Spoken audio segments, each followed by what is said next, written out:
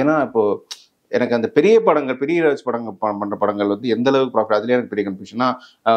அர்ச்சனா கல்பாத்தின்னு ஒரு சொல்லும்போது பெரிய ஹீரோஸ் படம் பண்ணதான் இவரோட சேஃபர் சைட், ரிஸ்க் கம்மி. ஆமா, நான் தியேட்டருக்குள்ள நான் சொன்னேன்ல அவ்வளவு பெருசா கவர் ஆகுது சொன்னேன்ல. நான் தியேட்டருக்குள்ள உங்களுக்கு பெருசா கவர் ஆயிடும், ஆனா தியேட்டர்கள் ஓப்பனிங் வந்துடும். ஆனா அந்த தியேட்டர்கள் ஓப்பனிங்கை தாண்டி எவ்வளவு கலெக்ட் பண்ணுது அதை பொறுத்துதான் இருக்கு. அர்ச்சனா அவங்க வந்து பட்ஜெட்டை டைட்டா பண்ணாங்க, அவங்க நான் தியேட்டருக்குலாம் பெரிய வியாபாரம் ஆச்சு, பிளஸ் தியேட்டருக்குலாம் அந்த படம் பெரிய வெற்றி. அதனால அவங்களோட வெற்றின்றது அவங்க சொல்றாங்க.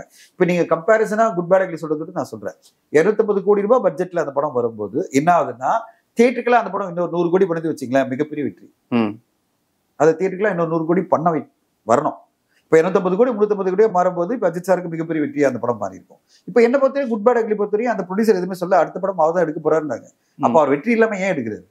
இல்லை, நான் அந்த அமௌண்ட் ஆஃப் வெயிட் நான் சொன்னேன். ஏன்னா யூஸ்வலாக நான் ஒரு டிசம்பர் நம்ம எடுத்த பேட்டியில் சொல்லும்போது, நீங்கள் சின்ன பட்ஜெட்டில் படம் எடுத்து பெரிய பெரிய லாபம் பார்க்குறது தான் ஒரு பெட்டர் ஆப்ஷன், அது pushing for big budget films நீங்கள் சொல்லியிருந்தீங்க. இல்லை அப்படி சொல்லல, சின்ன பட்ஜெட் படங்களுக்கு வந்து உங்களுக்கு இப்போ வந்து ரேரா தான் அமையும் வெற்றி. அந்த ரேரா ஒரு படமா உங்க படம் அமைஞ்சிச்சுன்னா, இப்போ டூரிஸ்ட் ஃபேமிலியில இவ்வளவு பெரிய ஒரு ப்ராஃபிட் வர மாதிரியும், எப்படி வந்து குடும்பஸ்தல இவ்வளவு பெரிய ப்ராஃபிட் வர மாதிரி உங்களுக்கு கிடைக்கும். அந்த வெற்றி வரலன்னு என்ன ஆகும்? 95% படங்களுக்கு ஒண்ணுமே கிடைக்காம போகுது இல்ல, அப்படின்னு போகும்ல. ஆனா பெரிய ஆர்டிஸ்ட் நடிச்ச படங்களுக்கு என்ன பெரிய பிளஸ்ன்னா, நான் தியேட்டருக்குலாவே பெருசா போகும். 100% உங்களுக்கு வந்து 50% உங்களுக்கு ரிகவரி ஆயிடும். 100% ரிகவரி ஆயிடும். அதனால வந்து உங்களுக்கு 40% தான் ரிஸ்க்ல இருக்கும், அது 40% தியேட்டருக்கு இருக்கும். இவ்வளவுதான் மேட்டர். இப்போ விடாமுயற்சி அந்த படம் வந்து கொஞ்சம் எக்ஸ்பெரிமெண்டல். அஜித் சார் ஒரு எக்ஸ்பெரிமெண்ட் பண்ணாரு, அதுக்கு டிஃப்ரெண்ட் ரெஸ்பான்சஸ் வந்திருக்கு. இப்போ ஒரு ப்ரொடியூசர் பாயிண்ட் ஆஃப் வியூவில் எனக்கு அவங்க யோசிக்க மாட்டாங்களா? இப்போ நீங்கள் மைத்திரி அப்ரோச் பண்ணோம், நாங்களும் அப்ரோச் மைத்திரிக்கு வந்து உங்கள் ஸ்டைலில் படம் பண்ணுறீங்க, பட் எங்களுக்கு இந்த எக்ஸ்பெரிமெண்ட் இருக்குது. அப்போனா அந்த ப்ரொடியூசர் வந்து அவங்களும் அந்த ரிஸ்க்கு எடுத்துப்பாங்க. ஃபர்ஸ்ட் வந்து நம்மளுக்கு அஜித் சார் வந்து அடுத்த படம் என்ன பண்ணுறாருன்னு அவங்களுக்கு தெரியாது. விடாமுயற்சி பண்ணும்போது குட் பேட் அக்லி ஃபைனலைஸ் ஆகல, அது புரிஞ்சுங்க. விடாமுயற்சி பண்ணிட்டு இருக்கும்போது தான் இந்த படம் ஃபைனலைஸ் ஆகுது. அப்போ 2 தடவை 2 படத்தை ஒரே டைம் கமிட் பண்ண தான் நம்ம கேட்க முடியும்.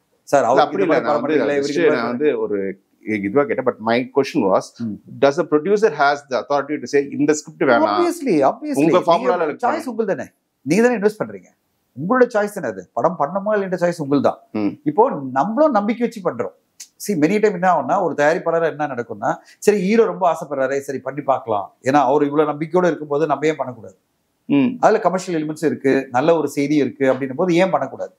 சோ ஒரு பிளைண்டா ஒருத்தர் பண்ண சொல்ல, அவங்க பிளைண்டானா நான் ஏதோ ஒரு படம் எடுத்து உங்களுக்கு கொடுக்குறேன், நீங்க வியாபாரம் பண்ணுங்க அப்படின்னு சொல்ல மாட்டாங்க. சார் இந்த கதையை எடுக்கணும், இது என்னுடைய கதை, இந்த மாதிரி ஒரு கதை, இந்த படத்தோட ரீமேக் பண்ணலாம், இந்த அடாப்டேஷன் பண்ணலாம், இல்ல இதை எடுத்து பண்ணலாம் அப்படின்னு அவங்க சொல்லுவாங்க.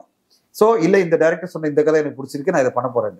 பிளைண்டா எதுவுமே தெரியாது, எனக்கு ப்ரொடியூசரா எதுவுமே தெரியாது, நீங்க எடுத்துட்டு வர படத்தை நான் ரிலீஸ் பண்றேன், பிசினஸ் பண்றேன்னு எந்த தயாரிப்பாலும் பண்ண மாட்டாங்க. அவங்க நம்பிக்கை வச்சுதான் பண்றாங்க. அந்த நம்பிக்கை சில டைம் ஒர்க் ஆகும், சில டைம் ஒர்க் ஆகும் போயிடும். அப்படிதான் நீங்க சொல்ற மாதிரி. இப்போ விடாமுயற்சி தெரியும், லைக்காவுக்கு தெரியும் என்ன படத்தை அவங்க எடுக்கிறாங்கன்னு சொல்லிட்டு, ஏதாவது எந்த படத்தினுடைய இன்ஸ்பிரேஷன்ல அந்த படம் எடுக்கிறாங்கன்னு அவங்களுக்கு தெரியும் விடாமுயற்சி. அது பிறகு அந்த டிசிஷனை வந்து சப்போர்ட் பண்றாங்க, ப்ரொடியூஸ் பண்றாங்க. ஸோ அதனால வந்து தெரியாமலாம் யாரும் பிளைண்டாலாம் இருக்க மாட்டாங்க, யாருமே 200 கோடி எல்லாம் செலவு பண்ண மாட்டாங்க. ஸோ அவங்க தெரிஞ்சதை அந்த ரிஸ்க்கும் ப்ரொடியூசர் எடுக்கிறது ரிஸ்க் கிடையாது. அவங்க ஒரு படம் எடுக்கிறதே ரிஸ்க் தான். ஒன்று சொல்லிடுற அப்படின்னு எடுத்தீங்கன்னா, திரைப்படம் எடுக்கிறதே ரிஸ்க் தான்.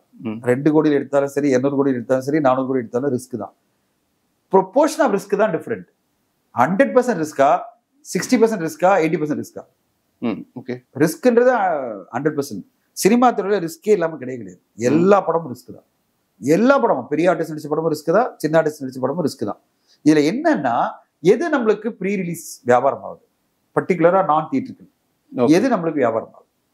இப்போ ஒரு நடிகர் வச்சு நீங்க போகும்போது ப்ரீ ரிலீஸ்ல உங்களால வியாபாரம் பண்ண முடியும். எது? நான் தியேட்டருக்கு. ஒரு நடிகர் இல்லாத போது கண்டு கூட மாட்டாங்க, உங்க படத்தை யாருமே கண்டுக்க மாட்டாங்க, அன்லெஸ் பயங்கரமான டாக் வந்தா தவிர. அந்த படத்துக்கு ஒரு நல்ல டாக் வருது. இப்போ நீங்க டூரிஸ்ட் ஃபேமிலி எடுத்தீங்கன்னா, ரிலீஸ்க்கு முன்னாடியே டீசரை பார்த்தோன்னே டைட்டிலே ஒரு டாக் வந்துருச்சு. ஒரு உதாரணம் 3 BHKன்னு ஒரு படம், ஒரு அந்த டைட்டில் லுக் விட்ட உடனே எல்லாரும் கியூரியாசிட்டி காமிக்கிறாங்க. சேட்டலைட் டிஜிட்டல், அது ஒரு மீடியம் படம் தான், ஒரு 8-10 கோடி தான் பட்ஜெட் இருக்கும். இப்போ உடனே அந்த படத்தை கன்சிடர் பண்றாங்க. ஏன் கன்சிடர் பண்றாங்க? அதுல ஏதோ ஒரு கான்செப்ட் இருக்கு அப்படின்னு சொல்லிட்டு அந்த படத்தை அவங்க எடுத்துக்கணும்னு நினைக்கிறாங்க. சேட்டலைட் டிஜிட்டல் இன்ட்ரெஸ்ட் காமிக்கிறாங்க. ஸோ கியூரியாசிட்டி அப்படி கிரியேட் பண்ண முடியலன்னா என்ன ஆகும்? டெட். ஆடியன்ஸ், அதாவது பையர்ஸை பொறுத்தவரையும் கன்சிடரேஷன் லிஸ்ட்லேயே இல்லாத படம். அப்போ நம்ம மாட்டிப்போம். ஒரு தயாரிப்பாளர் எங்க மாட்டோம்னா, இப்போ நான் ஃபர்ஸ்ட் லுக் வெளியிடுறேன் ஒரு டைட்டில் லுக், அதை யாருமே கண்டுக்கல வச்சுங்களேன், என்ன ஆகும் என் நிலைமை? அப்போ அதுவே ஒரு நெகட்டிவா இல்ல, என்னால ஒன்னும் அடுத்த கட்ட போக முடியாது. இப்போ நான் வந்து ஒரு ஃபர்ஸ்ட் லுக் வெளியிடுறேன், ஒரு வீடியோ வெளியிடுறேன் வச்சுங்களேன், உடனே ஹிந்தி பையர்லாம் கால் பண்றாங்க, உடனே சேட்டலைட் டிஜிட்டல் கால் பண்றாங்க. இப்போ என்ன அது ஒரு கியூரியாசிட்டி கிரியேட் ஆகுது, படம் வியாபாரம் ஆயிடும். ஏதோ ஒரு வகையில பேசி கன்வின்ஸ் பண்ணி ஒரு வியாபாரம் பண்ணிடலாம். நான் கிரியேட் பண்ற ஒரு விஷயம் வந்து எந்த வகையிலுமே ஒரு கியூரியாசிட்டி கிரியேட் பண்ணா மாட்டிப்பேன். இதுதான் சின்ன பட்ஜெட் படத்துக்கு. ஆனா பெரிய பட்ஜெட் படத்துக்கு எதுவுமே வேணாம். நான் இத்தனை படம் அனௌன்ஸ் பண்றேன், ஒரு 10 நடிகர்களுடைய படத்தை நான் வந்து சும்மா அனௌன்ஸ் பண்ணாலே போறோம், உடனே கால்ஸ் வராது. ஹிந்தி டப்பிங்ல இருந்து வரும், சேட்டலைட்ல இருந்து வரும், டிஜிட்டல் இருந்து வரும், எப்போ பேசலாம், என்ன பண்ணலாம், ஏதாவது லுக் இருக்கா, போஸ்டர் இருக்கா, இது இருக்கா, அதுன்னு கேட்பாங்க. ஏன்னா அவங்களுக்கு அந்த படம் வேணும். ஸோ அதுதான் டிஃபரன்ஸ். ஒரு கண்டென்ட் ட்ரிவன் படத்துக்கும் ஒரு ஆர்டிஸ்ட் நடிச்ச படத்துக்கு இருக்க டிஃபரன்ஸ் அதுதான். அதனாலதான் எல்லாருமே பெரிய கியூ ஏன் பெரிய ஆர்டிஸ்ட் நடிக்க முன்னாடி இருக்கு, எல்லாரும் ஏன் சேஸ் பண்றாங்க. அவர் வச்சு எடுத்தா நம்மளுக்கு வியாபாரம் ப்ரீ பிசினஸ் ஆயிடும். எவ்வளவு 100% ஆயிடாது. நான் ஒரு 100 கோடி போடுறேன்னா எனக்கு 60 கோடி வந்துடும். அப்ப கேரண்டியா 60 கோடி வந்துருச்சு. இப்போ ரிஸ்க் எவ்வளவு? 40 கோடி. இந்த 40 கோடி தியேட்டருக்குள்ள படம் நல்லா இருந்ததுன்னா எடுத்துடலாம், 20 கோடி ப்ராஃபிட் கூட வரலாம். அதனாலதான் எல்லாரும் சேஸ் பண்றதே பெரிய நடிகர்கள். ஓகே, திருப்பூர் சுப்ரமணியன் அவர்கள் வந்து ஒரு பேட்டியில் சொல்லும்போது, பெரிய நடிகர்கள் இப்போ வந்து ரேதன் சேலரி வாங்காம அவங்க ரெவென்யூ ஷேர் பேசிஸ்ல ஒத்துக்கிட்டாங்கன்னா சூப்பர் குட் ஃபிலிம்ஸ், ஏவிஎம் போன்ற நிறுவனங்களும் படம் பண்ண தயாரா இருக்காங்க. பட் அதை ஒத்துக்க மாட்டேங்கிறாங்கன்றாங்க. நீங்க அதை எப்படி பாக்குறீங்க? அவர் சொல்றது வந்து யதார்த்தத்தை வந்து ஒட்டி இருக்கணும். யதார்த்தத்தை ஒட்டி இருக்கணும்னா அவங்க என்னன்னா, இன்னைக்கு தயாரிப்பாளர்கள்லாம் என்ன நினைக்கிறாங்க, இப்போ எந்த அளவு வந்து அவரு வெளியிலிருந்து பார்த்துட்டு இருக்காரு தெரியல. நடிகர்களோட பாயிண்ட் ஆஃப் வியூ என்னன்னா, உங்க படம் உங்க பிசினஸ், நாளைக்கு நீங்க பிசினஸ் சரியா பண்ணலன்னா அதனுடைய பாதிப்பு எனக்கே வரணும். கரெக்டா?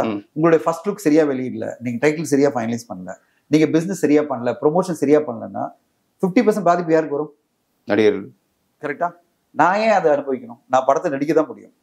படத்துல எல்லாரும் தான் இருக்காங்க. ஒரு இயக்குனர் இருக்காரு, ஒரு டெக்னீஷியன்ஸ் இருக்காங்க, அதர் ஆர்டிஸ்ட் இருக்காங்க. அவங்களுக்கெல்லாம் இதெல்லாம் கிடையாது. என்ன மட்டும் நீங்க ஏன் டார்கெட் பண்றீங்க கேட்பாங்களா இல்லையா?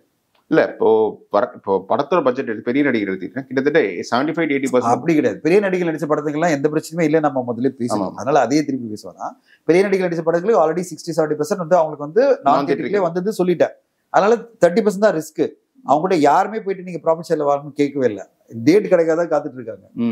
ஒரு விஜய் சாரோ, அஜித் சாரோ, இல்ல வந்து சூர்யா சாரோ, இல்ல வந்து மீதி பாப்புலர் நடிகர்களோ, சிவகார்த்திகேயனோ இல்ல தனுஷோ நம்மளுக்கு டேட் கொடுக்க மாட்டாங்க தான் எல்லா தயாரிப்புல வெயிட் பண்ணிட்டு இருக்காங்க. ஏன்னா அவர் கொடுத்தாலே போறோம், சம்பளம் பத்தி எல்லாம் பிரச்சனை கிடையாது. அவர் கொடுத்தாலே நம்ம 60% கவர் பண்ணிடலான்ற ஒரு சிச்சுவேஷன்ல யாருமே இங்க போயிட்டு இங்க நின்றுட்டு சார் ப்ராஃபிட் ஷேர்ல வாங்கன்னு கேட்கிற அந்த டிஸ்கஷன்ல இல்ல, யாருமே கிடையாது. அதனால சுப்பிரமணிய சார் சொல்றது என்னன்னா, ஜென்ரலா ஒரு இண்டஸ்ட்ரி நல்லதா இருக்குமே அப்படின்னு நினைக்கிறாரு. ஆனா இண்டஸ்ட்ரி அந்த சிச்சுவேஷன் இல்ல. இண்டஸ்ட்ரி இங்க இருக்கிற எல்லா தயாரிப்பாளர்களும் டேட் கிடைக்காதா, நம்ம பேனர் ரிவைவ் ஆகாதா, நம்மளுக்கு ஒரு பிசினஸ் நடக்காதா, நம்மளை நோக்கி வந்து ஓடிடிக்கெல்லாம் வரமாட்டாங்களா, நம்மளை நோக்கி சேட்டலைட் வரமாட்டாங்களா அப்படின்னு எண்ணத்தில் தான் இருக்காங்க. ஸோ இதுதான் யதார்த்தம், அது புரிஞ்சுக்கணும். இப்போ அவர் சொல்ற லாஜிக் வர, அவர் சொல்ற லாஜிக்ல கேட்கறது வந்து என்னன்னா, 50% ப்ராஃபிட் ஷேர்ல வாங்கிக்கிங்கன்னா ப்ராஃபிட் எப்படி வரும்? படம் நல்லா சக்சஸா போனா வரும். படம் சக்சஸா போறதுக்கு என்னென்ன பண்ண வேண்டி இருக்கு? நல்லமா படம் எடுக்கணும், கரெக்டா சூப்பர் டூப்பரா படம் எடுக்கணும், காம்ப்ரமைஸ் பண்ணாம படம் எடுக்கணும், அடுத்ததான் அதை நல்லா ப்ரொமோட் பண்ணணும், அடுத்த நல்லா ரிலீஸ் பண்ணணும். இது எல்லாமே வேரியபிள் ஃபேக்டர். வேரியபிள் ஃபேக்டர் அர்த்தம் கண்டென்ட் படம் நல்லா வர்றதுன்றது படம் எப்படி செலவு பண்ணி எடுக்கிறாங்கிறது பொறுத்து இருக்கு. நாளைக்கு ப்ரொடியூசர் வந்து இது வேணா அது வேணா அது வேணா கண்ட்ரோல் பண்ணி அந்த படத்தை டைட்டா சின்ன பட்ஜெட்ல எடுத்துதான் வச்சுங்களேன், லுக் அண்ட் ஃபீல் கம்மியா கொடுத்துட்டாருன்னா அந்த படம் வணிக ரீதியில பாதிக்கப்படும். ஆமா, அதே மாதிரி ப்ரொமோஷன் சரியா பண்ணலன்னா, பல இன்டர்வியூ நீங்க பார்த்துருப்பீங்க, பல டைரக்டர்ஸ் வந்து கம்ப்ளைண்டே என் படத்தை சரியா ப்ரொமோட் பண்ணல, பாத்துருக்கீங்களா இல்லையா? பல கமெண்ட் என்ன தெரியுமா, என் படத்தை சரியா ரிலீஸே பண்ணல, ஆமா, யாருக்குமே சொல்லாம ரிலீஸ் பண்ணிட்டாங்க. பட் பாத்துருக்கீங்களா இல்லையா? நான் சொல்றது மீடியம் ஆர்டிஸ்ட் நடிச்ச படங்களுக்கு, நான் சொல்றது பெரிய ஆர்டிஸ்ட் மட்டும் இல்ல, மீடியம் ஆர்டிஸ்ட் படங்களுக்கும் அவங்க என்ன கம்ப்ளைண்ட் பண்ணுவாங்கன்னா, என் படத்தை சரியா ப்ரொமோட் பண்ணல. இதெல்லாம் பண்ணா தொட்டு ஒரு படம் வணிக ரீதியில தோல்வி அடைஞ்சு வச்சுங்களேன், பாதிப்பு யாருக்கு? அந்த ஹீரோக்கும் போகும், ஹீரோக்கு 50% போகும். அவர் என்ன சொல்லுவாரு, ஏன் சார் தப்பெல்லாம் நீங்க பண்ணுவீங்க, 50% பாதிப்பு எனக்கா? ஏன்னா இது ஒரு வேரியபிள் ஃபேக்டர். ஏன்னா எப்படி ப்ரொமோஷன் பண்ணணுன்றது வந்து ஆளாருக்கு ஒரு பெர்ஸ்பெக்டிவ் இருக்கும். அவரு நடிகர் பாயிண்ட் ஆஃப் வியூல சொல்லுவார், ஒரு 3 கோடியாவது நீங்க செலவு பண்ணணும்னு. ப்ரொடியூசர் சொல்லுவார், சார் 1 கோடி போறோம் சார் படத்துக்கு ப்ரொமோஷன் அப்படின்னு. அப்போ 50% ப்ராஃபிட்டை எதிர்பார்த்துட்டு இருக்கிற நடிகர் என்ன சொல்லுவார் நாளைக்கு, சார் நீங்க சரியா ப்ரொமோட் பண்ணாம என் படத்தை பாதிச்சிட்டீங்க, இது சண்டே ஆகுமா இல்லையா? அதனாலதான் நடிகர்கள் எப்பவுமே என்ன சொல்லுவாங்கன்னா, சார் எங்களுக்கு இந்த வம்பே வேணாம், நீங்க எப்படி எடுப்பீங்கன்னு தெரியாது, நீங்க எப்படி ப்ரொமோட் பண்ணுங்கன்னு தெரியாது, எப்படி ரிலீஸ் பண்ணுங்க தெரியாது, எனக்கு என் சம்பளத்தை கொடுத்துரு, நான் அந்த சம்பளத்தை முன்ன பின்ன பேசிக்கலாம், நம்ம கரெக்டா நம்ம பேசி நெகோசியேட் பண்ணிக்கலாம். ஆனா நீங்க அதுல உட்கார்ந்துட்டு ப்ராஃபிட் ஷேர் கொண்டு வராதீங்க. இதுதான் யதார்த்தம். ஏன்னா நிறைய வேரியபிள் ஃபேக்டர் இருக்கு, நான் சொன்னதெல்லாம். இதை நீங்க சரியா பண்ணாத போது படம் சக்சஸ் அடையாம போறதுக்கு காரணம் இருக்கு. அப்போ பாதிக்க போறது யாரு? நான் ஏன் பாதிக்கிறேன்? நான் சமீபத்தில் ஒரு படம் வந்து ஒரு படம் தான் நடிச்சிருந்த ஒரு ஹீரோ, அவருக்கு நல்ல பேர் இருக்கு. நான் அவரை கூப்பிட்டு நான் வந்து ஒரு படத்துக்காக கதைக்காக கேட்டேன். அவர்கிட்ட இதே சொன்னேன் நான், சார் ஒரு பேசிக் சேலரி எடுத்துங்க, ப்ராஃபிட்ல நான் உங்களுக்கு ஷேர் தரேன் அப்படின்னு சொன்னேன். ரெண்டாவது மீட்டிங் வந்து என்ன தெரியுமா சொன்னாரு, சார் நிறைய பேர்கிட்ட பேசிட்டேன் சார், அந்த ப்ராஃபிட் சொல்றீங்களா அது கேரண்டியே கிடையாது. ஏன்னா நாளைக்கு நீங்க பல காரணங்களை சொல்லலாம், ஓடாதுக்கான காரணங்கள் பல சொல்லலாம். நீங்க வியாபாரமே சரியா பண்ணா போலாம். எப்படி சார் பண்ணா போலாம்?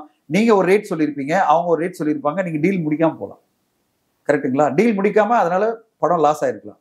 நாளைக்கு லாஸ் ஆயிடுச்சு, எனக்கு எதுவுமே கொடுக்க மாட்டேன்னா எனக்கு லாஸ் ஆயிடும். சார் ஒன்று பண்ணலாம் சார், என் சம்பளத்தில் நான் இன்னும் கொஞ்சம் குறைச்சிக்கிறேன், நீங்க இந்த சம்பளத்தை எனக்கு கொடுத்துருங்க, எனக்கு இந்த ப்ராஃபிட்டுக்கோ இந்த பஞ்சாயத்துக்கோ நான் வரல. நாளைக்கு நம்ம 2 பேரும் சண்டை போட்டுட்டு இருப்போம், நீங்க ப்ரொமோட் பண்ணல, வியாபாரம் சரியா பண்ணல, இவ்வளவு விஷயத்த நான் மானிட்டர் பண்ண முடியாது.